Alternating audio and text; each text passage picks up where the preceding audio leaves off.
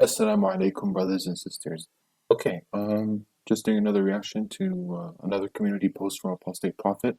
This is what he said this time. Imagine living in a country as guest. Okay, good grammar. Imagine living in a country as guest, benefiting from all its social, cultural, financial, and legal advantages, and then calling the culture and the people of that country filthy or kuffar or even hypocrites. Okay, well, there's a couple of things to unpack.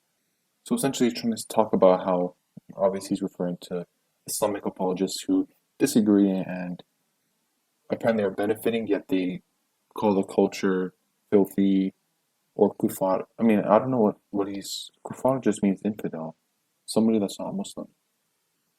So it's like it's a descriptive word. Maybe to you it sounds like an offensive word, but it's just means kufar, like yes, you're a kufar. Christians are kufar. to to to a Christian, a Muslim is technically kufar, I mean, or an infidel, I mean, anyways, or even hypocrites. Okay. So essentially, Islamic apologists, Americans, are not, or people that live in these countries, are not allowed to criticize their countries that they're living in. Yet, what about the redheads, the rednecks, or whatever, or those, any American that lives in America who complains? How many people do you think, how many people have you seen complaining about America that live in America? Not just Islamic apologists, but just people in general, even citizens. I guarantee you that nearly every single American citizen has complained about the government at one point in time. People are always talking about whether it be from taxes to the incompetent government or disagreeing with these moves, these acts and whatnot. People are complaining about the country all the time. People don't even trust the American government, and people are very vocal about this. Not just Islamic apologists, right? So if you're living in America, I thought you had freedom of speech, right? So supposedly freedom of speech. So if they're allowed to criticize a country, just like anybody else should be able to, regardless if you're an Islamic apologist or not. So it's a pretty dumb thing to say, right? Because if they're living there, they can disagree with the culture, right? Isn't that the beauty of freedom? That you can disagree with the social, cultural, and let's. This is the second part that I really want to get into. When he talks, he always likes to talk about the financial and legal advantages. The only way that America, I'm pretty sure you're talking about America here because you live in America right now. The only way that these Islamic apologists, the reason why they have to go to the Western America to benefit from these so-called financial and legal advantages is because they don't have a choice. Where else are they going to go? Any country that has not abided strictly with what America or the West has prescribed to that specific country or to the rest of the world, if a country does not align with it fully, well, they're going to get sanctioned, they're going to get bombed. So where do these Islamic apologists have to go? You have to go to the West. That's the only way to have a good living.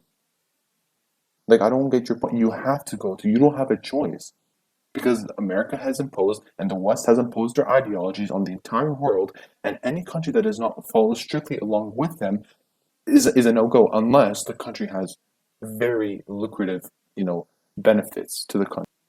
So he always talks about how America is, or the West is the most strong powers because of their ideas of secularism and liberalism and freedom. That's not the reason why America is the number one country in the world, or why the West holds all the power in the world. That's not why.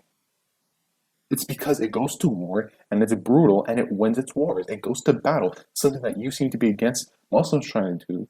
To spread power through war, when that's the only reason why the West holds all the power and controls the world. I'm getting even a little heated because it's just that this is hypocritical. Yes, you're a hypocrite.